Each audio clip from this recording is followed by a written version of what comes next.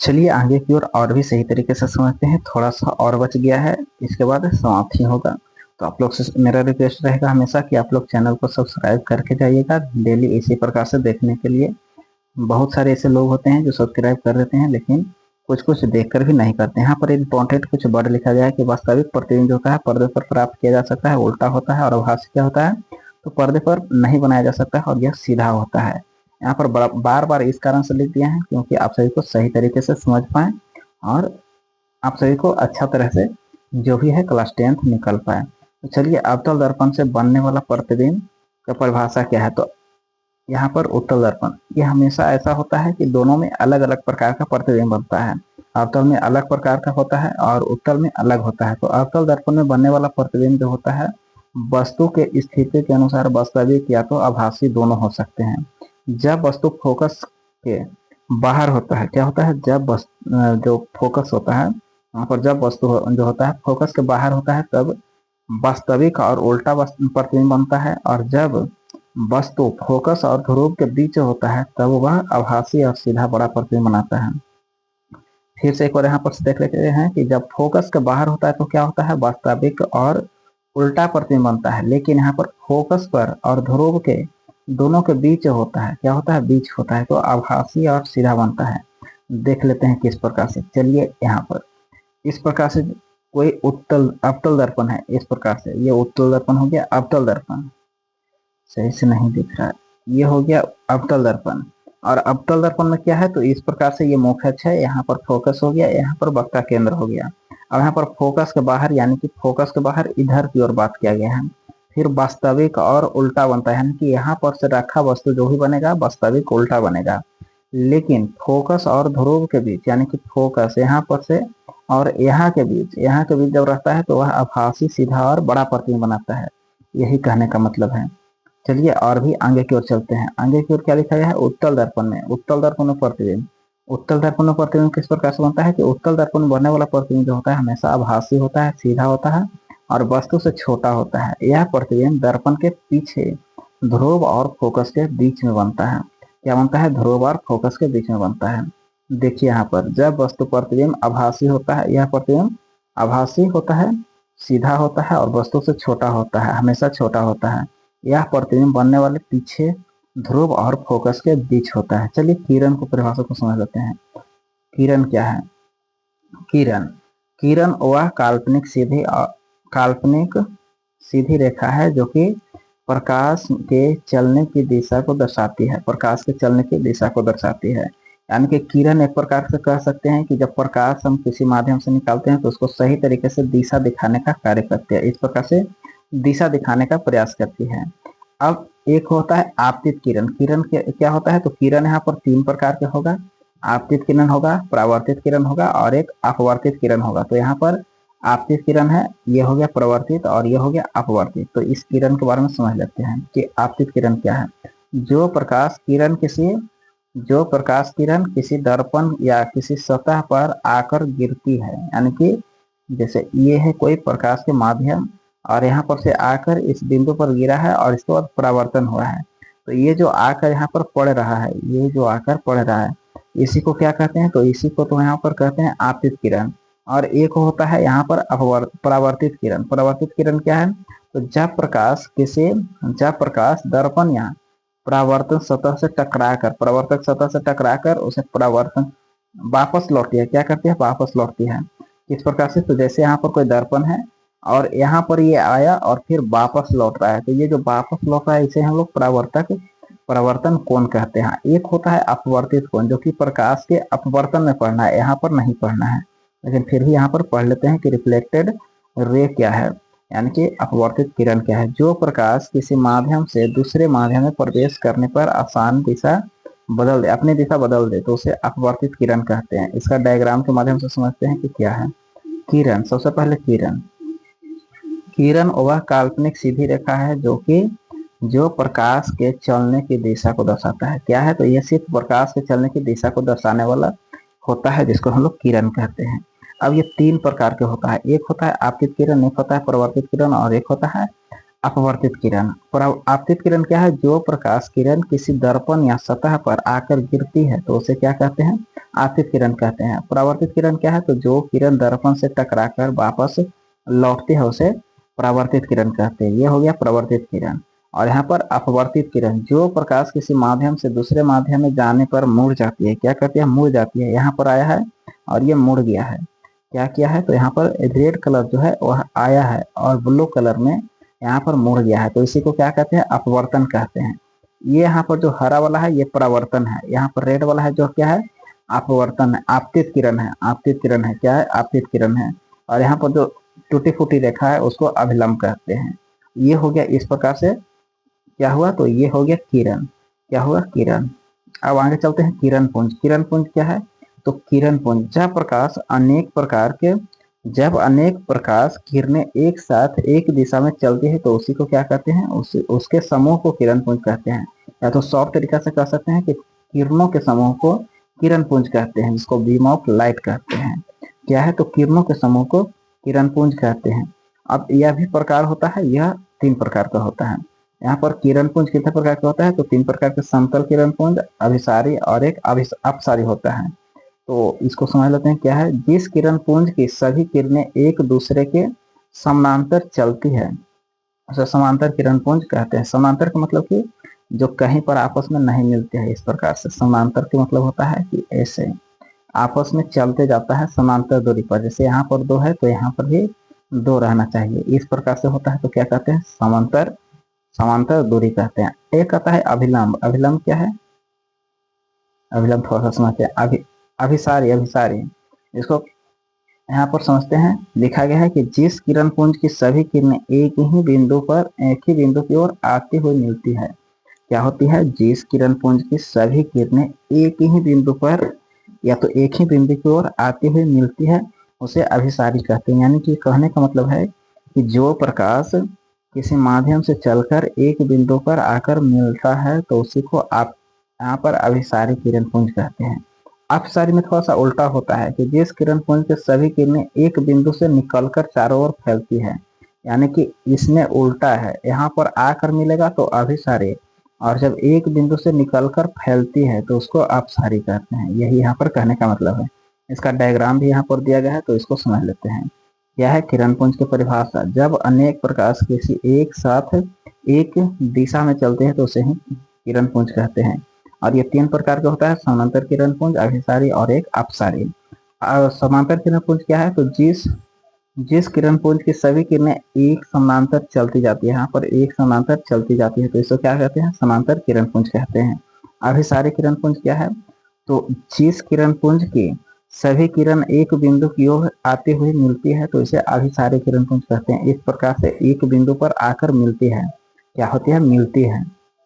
अपसारी में जिस किरण पुंज की सभी किरणें एक ही बिंदु से निकलकर चारों ओर फैलती है उसे अपसारी किरण पुंज कहते हैं। ये फैल रही है, क्या कर रही है, फैल रही है, तो इसे क्या कहेंगे, अपसारी किरण पुंज कहते हैं। और इस प्रकार से यहाँ पर समझ पाए। अब यहाँ पर स्थिति थोड़ा सा समझ लेते हैं कि कौन से वस्तु को किस स्थान पर रखेंगे तो कैसा प्रतिबिंब बनेगा, क्योंकि यहाँ पर 1 शॉट के रूप में है तो इसको पूरा सही तरीके से खत्म करना है। तो चलिए यहाँ पर समझ लेते हैं।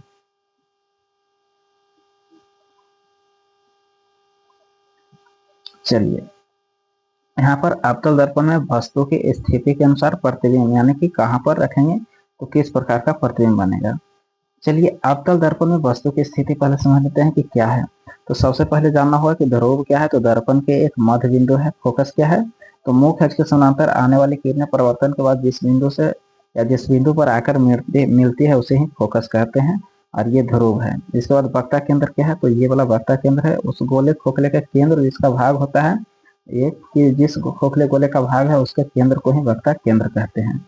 मुख्य अक्ष क्या है, तो वह सीधी रेखा जो पीसी को मिलाता है, कि यहाँ से लेकर के यहाँ तक को मिलाता है तो उसी को क्या कहते हैं, तो उसी को मुख्य अक्ष कहते हैं। अब इसका थोड़ा सा स्थिति को समझते हैं कि क्या है, थोड़ा सा छोटा कर लेते हैं। यहाँ पर ये है, एक ही इमेज में सभी को सही तरीके से क्लियर कर दिया गया है। तो चलिए यहाँ पर लिखा गया है कि वस्तु की स्थिति जब अनंत पर रहता है तो क्या होता है, प्रतिबिंब जो होता है प्रतिबिंब की स्थितियों का फोकस पर बनता है, क्या बनता है, फोकस पर बनता है। और प्रतिबिंब का क्या होता है, तो अत्यंत ही छोटा होता है, बिंदु के जैसा बहुत ही छोटा बनेगा। यानी कि जब अनंत पर कोई वस्तु रहता है तो क्या होता है, वह फोकस पर बनता है और बहुत ही छोटा वास्तविक उल्टा बनेगा। क्या बनेगा, तो वास्तविक उल्टा बनेगा। फिर वक्ता केंद्र क्या है, जिसको सी से सूचित करते हैं, तो वक्ता केंद्र पर वक्ता वस्तु जो होता है वह फोकस और केंद्र के बीच में बनता है। क्या बनता है, यहाँ पर फोकस, ये फोकस है और ये केंद्र है, तो इसके बीच में बनता है और यह छोटा होता है। प्रतिबिंब जो होता है मुख्य वस्तु से छोटा होता है, वास्तविक और उल्टा होता है। क्या होता है, वास्तविक और उल्टा होता है। फिर वक्ता केंद्र पर क्या होता है, वक्ता केंद्र पर जब वस्तु रहता है तो वक्ता केंद्र पर ही बनता है, यानी कि जिसको सी से सूचित किया जाता है, तो वक्ता केंद्र पर ही बनेगा और वस्तु के बराबर बनेगा, वास्तविक उल्टा बनेगा। यहाँ पर जो लिखा गया है, जो 5 बार जो बना है वह वास्तविक उल्टा बना है, और उसके बाद एक बार जो बना है आभासी और सीधा बना है, तो इसको ध्यान में रखना है। फोकस और सी के बीच में रहेगा तो क्या बनेगा, तो वह सी पर बनेगा। सी पर कहाँ पर, वक्ता केंद्र पर बनेगा। फोकस, सॉरी, यहाँ पर बाहर बनेगा, वक्ता केंद्र के बाहर बनेगा, लेकिन बड़ा बनेगा। क्या बनेगा, बड़ा बनेगा। देखिए यहाँ पर कुछ कहने का मतलब है कि जैसे ही वक्ता केंद्र, क्या, तो वक्ता केंद्र के जब बाहर रखा रहेगा वस्तु वह छोटा बनेगा। क्या रहेगा, छोटा रहेगा। लेकिन जैसे ही वक्ता केंद्र के अंदर आने का प्रयास कर दिया तो वहां पर वस्तु बड़ा बनेगा। वस्तु का प्रतिबिंब क्या बनेगा, तो बड़ा बनेगा। अब फोकस पर रखा रहेगा तो कहाँ बनेगा, अनंत पर बनेगा। देखिए यहाँ पर अनंत पर था तो फोकस पर बना है, और फोकस पर है तो क्या पर बनेगा, अनंत पर बनेगा। यह अत्यंत ही बड़ा होता है। क्या होता है, अत्यंत ही बड़ा होता है, लेकिन वास्तविक उल्टा होता है। और इस प्रकार से यहाँ पर से सिद्धांत थोड़ा सा अलग हो जाएगा कि जब ध्रुव और फोकस के बीच में रहता है तो कहाँ बनता है, दर्पण के पीछे बनता है, बड़ा बनता है और आभासी सीधा बनता है। ये अवतल दर्पण का है, जो कि एक बार सिर्फ आभासी बना है। एक यहाँ पर नोट पॉइंट लिखा गया है, इसको याद करने के लिए लिखा गया है कि एक के बाहर अनंत, जैसे कि सी से बाहर सी पर फोकस और सी के बीच या तो एफ पर रखा हो तो वस्तु हमेशा प्रतिबिंब, जो वस्तु का प्रतिबिंब बनेगा वह वास्तविक बनेगा और उल्टा बनेगा। लेकिन फोकस के अंदर बन जाए, जैसे कि पी यानी कि ध्रुव पर फिर फोकस के बीच हो, तो प्रतिबिंब आभासी और सीधा और साथ ही साथ बड़ा होगा। ये हमने पहले ही बता चुके थे, तो इस प्रकार से यहाँ पर समझ पाए। आगे की ओर और भी समझते हैं। यहाँ पर लिखा गया है कि उत्तल दर्पण में प्रतिबिंब कैसा बनेगा, उसके अनुसार स्थिति को समझते हैं। ये हो गया उत्तल दर्पण में। उत्तल दर्पण में वस्तु की स्थिति के अनुसार प्रतिबिंब, तो उत्तल दर्पण के लिए भी ध्रुव चाहिए, एफ चाहिए, सी चाहिए, और यहाँ पर मुख चाहिए जो कि दर्पण के पीछे होता है। उत्तल दर्पण में कहाँ होता है, तो पीछे सभी होता है, पीछे होता है, यहाँ पर भी पीछे होता है, तो ये हमने पहले ही बता दिया है। मुख क्या है, तो वह सीधी रेखा जो पीसी को मिलाता है, ये पीसी, तो यही क्या है, मुख है। आगे उत्तल दर्पण की स्थिति को समझते हैं क्या है। वस्तु की स्थिति क्या है, जब अनंत पर रहता है तो क्या होता है, तो इसका स्थिति जो होता है पी और एफ के बीच, यानी कि ध्रुव और फोकस के बीच में बनता है। दर्पण के पीछे हमेशा, दर्पण के पीछे, दर्पण के पीछे, दर्पण के पीछे, दर्पण के पीछे, यानी कि सभी में दर्पण के पीछे बनेगा, आगे नहीं बनेगा। फिर क्या है, अत्यंत ही छोटा और बाकी सब में छोटा बनेगा। यहाँ पर समझने का प्रयास करिए, अनंत पर हो, फोकस पर हो, और फोकस ध्रुव के बीच हो, या फोकस केंद्र के बीच हो, या केंद्र पर हो, या केंद्र से बाहर हो, हमेशा छोटा बनेगा। लेकिन एक बार अनंत को रखा रहेगा वह अत्यंत ही, बहुत ही छोटा बनेगा। और वास्तव जो वस्तु का प्रतिबिंब बनेगा वह हमेशा आभासी सीधा बनेगा। ये याद रखना है, क्या बनेगा, आभासी सीधा बनेगा। एक बार ही पूरा क्लियर कर देना है। तो चलिए इस प्रकार से बिल्कुल सही तरीके से समझ पाए। और एक याद करने के लिए थोड़ा सा नोट पॉइंट है, उसको समझ लेते हैं। उत्तल दर्पण में वस्तु का जो होता है स्थिति चाहे जहां हो, प्रतिबिंब हमेशा दर्पण के पीछे बनेगा, पी एफ के बीच बनता है। और एक लिखा गया कि प्रतिबिंब हमेशा आभासी सीधा होता है, जो कि यहाँ पर बता दिए हैं। अब यहाँ पर याद रखने का ट्रिक क्या है, तो उत्तल दर्पण में हमेशा छोटा सीधा बनेगा, आभासी बनेगा, और ध्रुव और एफ के बीच में बनेगा। तो इस प्रकार से हम लोग समझ पाए। अब ये पूरी तरह से बिल्कुल सही तरीके से खत्म हो चुका है, जो कि प्रकाश का प्रवर्तन हम लोग समझ रहे थे। तो आप लोग बताइएगा कि यह किस प्रकार से आप सभी को कैसा लगा है। अब इसके कुछ ऑब्जेक्टिव प्रश्न को कर लेंगे सही तरीके से, लेकिन उससे पहले आप सभी लोग चैनल को सब्सक्राइब करिए और लाइक कीजिए। उसके बाद हम लोग यहाँ पर चालू करने वाला है। लाइक कीजिए और सब्सक्राइब कीजिए। क्या करना है, लाइक सब्सक्राइब करना है और एक प्यारा सा कमेंट करना है। कमेंट कीजिए और हम आप सभी का कमेंट को पढ़ेंगे और सबसे लास्ट में बताने का प्रयास करेंगे। चलिए तो आगे की ओर चलते हैं। सबसे 1 नंबर प्रश्न को देखते हैं। 1 नंबर प्रश्न में क्या लिखा गया है कि प्रकाश के प्रवर्तन यानी कि रिफ्लेक्शन ऑफ लाइट से ऑब्जेक्टिव क्वेश्चन है। और प्रकाश के परिवर्तन के नियम जो है किससे संबंधित है? ध्वनि से है, प्रकाश से है, ऊष्मा से है या विद्युत से है? तो इसका आंसर क्या होना चाहिए? आंसर जो होना चाहिए यहाँ पर प्रकाश से है, क्योंकि यहाँ पर प्रकाश का परिवर्तन पढ़ रहे हैं तो किससे होगा? प्रकाश से होगा। चलिए 2 नंबर प्रश्न पे चलते हैं। और यहाँ पर लिखा गया है कि प्रवर्तन के कितने नियम है? तो प्रवर्तन के 1 है, 2 है, 3 है या 4 है? तो प्रवर्तन के 2 नियम है। तो इस प्रकार से हम लोग सही तरीके से समझेंगे। फिर आपतन कोण जो होता है किसके बीच बनता है? तो आपतन कोण जो है वह किसके बीच बनता है? आपतित किरण और अभिलंब के बीच, या परावर्तित किरण और दर्पण के बीच, या दर्पण के और अभिलंब के बीच? फिर क्या है? तो आपतित किरण और परावर्तित किरण के बीच। तो हमने पहले ही बताया था कि आपतन कोण जो होता है इस प्रकार से बनता है, अभिलंब और आपतित किरण के बीच। तो अभिलंब और आपतित किरण यहाँ पर है, तो ये हमारा आंसर हो जाएगा। चलिए 4 नंबर प्रश्न को देखते हैं। 4 नंबर प्रश्न यहाँ पर है। 4 नंबर प्रश्न कि प्रवर्तन कोण किसके बीच बनता है? परावर्तित किरण और अभिलंब के बीच, या आपतित किरण और दर्पण के बीच? दर्पण और अभिलंब, या तो आपतित किरण और परावर्तन किरण के बीच। तो प्रवर्तन कोण जो बनता है परावर्तित किरण और अभिलंब के बीच बनता है, जो कि ऊपर वाले को ठीक उल्टा है। चलिए 5 नंबर प्रश्न को समझते हैं। परावर्तन के प्रथम नियम क्या कहता है? तो प्रथम नियम क्या कहता है? आई बराबर आर कहता है, या आई बड़ा होना चाहिए आर से, या आई छोटा होना चाहिए आर से, या आई जो है आर का दुगना होता है। तो यहाँ पर पहले बताए थे कि आई जो है आर का बराबर होता है। क्या होता है? बराबर होता है। आपतित किरण परावर्तित किरण तथा अभिलंब से होता है। क्या होता है? आपतित किरण जो है परावर्तित किरण तथा अभिलंब के क्या होता है? तो अलग अलग तल पर होता है, या एक ही तल पर होता है, समांतर होता है, या लंबवत होता है। तो एक ही तल पर सही होता है और एक ही बिंदु पर होता है, ये भी याद रखना है। क्या होता है? एक ही बिंदु पर होता है। अब सबसे एक मेरा प्रश्न है यहाँ पर। क्या प्रश्न है? तो यहाँ पर प्रश्न है कि प्रकाश जो होता है उसमें एक कण पाया जाता है। क्या पाया जाता है? प्रकाश में एक कण पाया जाता है, और बताना है कि वह कण का नाम क्या है। क्या है?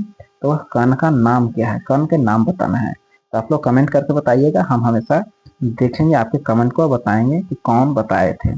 चलिए समतल दर्पण में बनने वाला प्रतिबिंब क्या होता है? समतल दर्पण में बनने वाला जो प्रतिबिंब होता है क्या होता है? तो चलिए यहाँ पर देख लेते हैं। समतल दर्पण में बनने वाला प्रतिबिंब क्या होता है? वास्तविक होता है, आभासी होता है, उल्टा होता है, या बड़ा होता है? तो ये हमेशा आभासी होता है, वास्तविक नहीं, आभासी होता है। 8 नंबर प्रश्न में चलते हैं। लिखा गया है समतल दर्पण में प्रतिबिंब जो होता है वह क्या होता है? सीधा होता है, उल्टा होता है, तिरछा होता है, या कोई नहीं होता है? तो हमेशा सीधा होता है, ये समतल दर्पण में होता है। समतल दर्पण क्या है? तो समतल दर्पण में प्रतिबिंब का आकार कैसा होता है? बड़ा होता है, छोटा होता है, या वस्तु के बराबर, या बदलते रहता है? तो वस्तु के बराबर होता है, ये बदलता नहीं है, या छोटा बड़ा भी नहीं बनता है। फिर समतल दर्पण में प्रतिबिंब कैसा बनता है? समतल दर्पण में दर्पण के आगे बनता है, दर्पण के पीछे, या फोकस पर, या अनंत पर?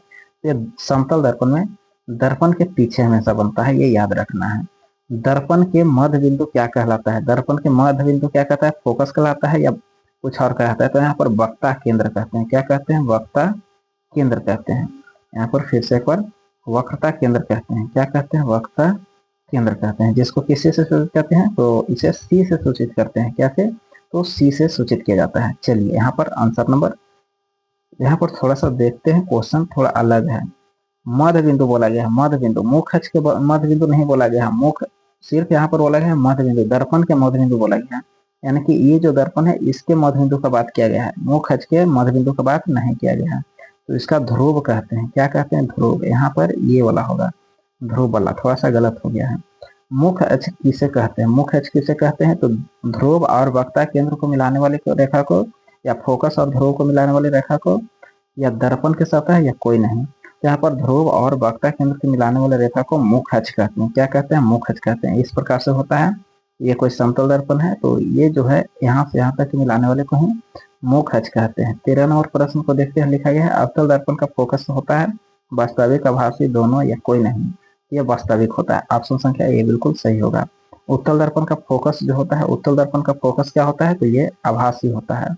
क्या होता है? आभासी होता है, आभासी होता है। चलिए 15 नंबर प्रश्न को देखते हैं। लिखा गया है वाहन के रिव्यू मिरर, यानी कि दर्पण में जो होता है, वाहन में जो होता है, पीछे का प्रतिबिंब देखने के लिए कौन से दर्पण का प्रयोग किया जाता है? तो उत्तल दर्पण का प्रयोग किया जाता है। चलिए 16 नंबर में लिखा गया है सेविंग मिरर के रूप में किसे किया जाता है? तो सेविंग मिरर में अवतल दर्पण का प्रयोग किया जाता है। क्या किया जाता है? अवतल दर्पण। चलिए 17 नंबर में दंत चिकित्सा में किसका किया जाता है? तो उसमें अवतल दर्पण का प्रयोग किया जाता है, ये याद रखना है। फिर उत्तल दर्पण में प्रतिबिंब क्या बनता है, तो हमेशा आभासी और सीधा और छोटा बनता है। तो इसका ऑप्शन संख्या कौन होगा, बी बिल्कुल सही होगा। तो चलिए आगे की ओर चलते हैं। 19 नंबर में समतल दर्पण में पार्श्व परिवर्तन होता है। पार्श्व परिवर्तन क्या होता है, नहीं होता है। समतल दर्पण में पार्श्व परिवर्तन नहीं होता है। पार्श्व परिवर्तन थोड़ा सा बता देंगे क्या है। चलिए, प्रकाश की किरण किस पथ पर चलती है। प्रकाश की किरण जो है किस रेखा पर चलती है या किस पथ पर चलती है, तो वो सीधी रेखा पर चलती है। क्या रेखा पर चलती है, सीधी रेखा पर चलती है। आगे 21 नंबर प्रश्न को देखते हैं। 21 नंबर में लिखा गया है कि प्रकाश के परिवर्तन किस सतह पर सबसे अच्छा होता है। प्रकाश का परिवर्तन जो है वह किस सतह पर सबसे अच्छे होता है, खुरदरी, चिकनी या चमकीली, तो यहाँ पर चिकनी चमकदार पर होता है। ऑप्शन बी बिल्कुल सही होगा। 22 नंबर प्रश्न को देखते हैं। दर्पण में बनने वाली प्रतिबिंब जो होता है आभासी स्क्रीन पर प्राप्त किया जा सकता है या नहीं, हाँ या नहीं, या कभी कभी, या केवल अवतल दर्पण में, तो इसको नहीं किया जा सकता है। क्या किया जाता है, नहीं। दर्पण में जो होता है बनने वाला आभासी प्रतिबिंब को स्क्रीन पर प्राप्त, या तो कह सकते हैं पर्दे पर प्राप्त नहीं किया जा सकता है। 23 नंबर में क्या लिखा गया, वास्तविक प्रतिबिंब प्राप्त होता है समतल में, अवतल में या उत्तल में या सभी में, तो यह हमेशा अवतल दर्पण में वास्तविक प्रतिबिंब प्राप्त किया जाता है। आगे लिखा गया है 24 नंबर में कि प्रवर्तन के नियम के सबसे पहला किसने दिया है, न्यूटन, यूक्लिड, स्नेल या आइंस्टाइन ने। तो ये यूक्लिड द्वारा दिया गया है। पहला नियम किसके द्वारा दिया गया है, यूक्लिड द्वारा दिया गया है। प्रकाश के प्रवर्तन के आपतन कोण और प्रवर्तन कोण का मान क्या होता है, हमेशा बराबर होता है, यानी कि दोनों आपस में बराबर होगा। आगे लिखा गया है प्रवर्तन के किस सतह पर अधिक स्पष्ट होता है। प्रवर्तन किस सतह पर, तो ये तो बताए थे, पीछे भी क्वेश्चन आ चुका है, चिकनी सतह। आगे नियमित प्रवर्तन किस सतह पर होते हैं। नियमित प्रवर्तन जो होगा वह चिकनी और समतल पर होगा, और जब ऐसे रहेगा तो उसमें नियमित नहीं अनियमित होता है।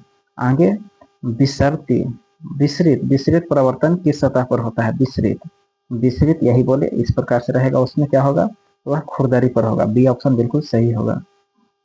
समतल दर्पण में प्रतिबिंब की दूरी क्या होता है, समतल दर्पण में प्रतिबिंब की दूरी जो होता है बराबर होता है, वस्तु के बराबर होता है। इसका बी बिल्कुल सही होगा। और भी आगे की ओर चलते हैं। तो समतल दर्पण में वस्तु जो 5 मीटर पर हो तो प्रतिबिंब कितने दूरी पर बनेगा, तो 5 मीटर पर ही बनेगा, क्योंकि बराबर दूरी पर बनता है, ये बताए थे। चलिए 31 नंबर प्रश्न लिखा गया कि समतल दर्पण में वस्तु और प्रतिबिंब के बीच जो दूरी होगी वह क्या होगा। समतल दर्पण में जो वस्तु और प्रतिबिंब की दूरी होगा वह क्या होगा, तो यहाँ पर कुछ मान नहीं लिखा गया है, तो यहाँ पर इसको नहीं बता पाएंगे, ऐसे ही छोड़ देते हैं, क्योंकि जब तक कोई मान नहीं रहेगा कैसे बताएंगे। चलिए 32 नंबर प्रश्न लिखा गया है कि समतल दर्पण में बनने वाला प्रतिबिंब जो होता है वह क्या होता है, तो आभासी होता है। ऑप्शन संख्या इसका बी बिल्कुल सही होगा, आभासी। चलिए आगे यहाँ पर देखते हैं कि अवतल दर्पण का मुख्य जो उपयोग है वह क्या है। अवतल दर्पण सेविंग में किया जाता है, सेविंग दर्पण में। और इस प्रकार से 2 प्रश्न और हैं, 2 प्रश्न और को सही तरीके से समझेंगे और सेशन को समाप्त करेंगे। उत्तल दर्पण का मुख्य जो फोकस होता है, मुख्य उपयोग जो है वह कहाँ होता है, तो अब उत्तल दर्पण का वाहन के रियो मीटर में होता है, यहाँ पर मिरर में होता है। ऑप्शन संख्या बी बिल्कुल सही होगा। और यहाँ पर लास्ट में लिखा गया है परिवर्तन की किरण किस दिशा में होता है, ये आप सभी को बताना है। क्या करना है, आप सभी को कमेंट में बताना है लास्ट प्रश्न को। यहाँ पर किस प्रकार से 35 और जो भी ऑप्शन सही होगा, ए बी सी जो भी होगा, आप सभी को बताना है। और इस प्रकार से सेशन को करते हैं समाप्त। तो सबसे पहले में क्या था, चलते हैं। सबसे पहले में ये था वन शॉट भौतिक विज्ञान का, फिजिक्स का, जिसको कहते हैं चैप्टर 1 प्रकाश का प्रवर्तन, जिसको फुल कॉन्सेप्ट प्लस में ऑब्जेक्टिव क्लोज था। तो यहाँ पर इसे सही तरीके से क्लियर कर चुके हैं। अब आप सभी को एक काम करना है, क्या करना है, तो इस चैनल को सेव करके सब्सक्राइब करके रख लेना है, और साथ ही लाइक करते हुए जाना है, और एक कमेंट करके बताना है कि किस प्रकार आप सभी को सेशन लगा, यानी कि यह सेशन जो है आपको कैसा लगा है। तो बस आज का सेशन इसी तरह से एंड करते हैं, और सभी को जुड़ने के लिए आमंत्रण करते हैं। तो आप सभी लोग जल्दी से जुड़ जाइए और हमेशा क्लास कीजिए। धन्यवाद।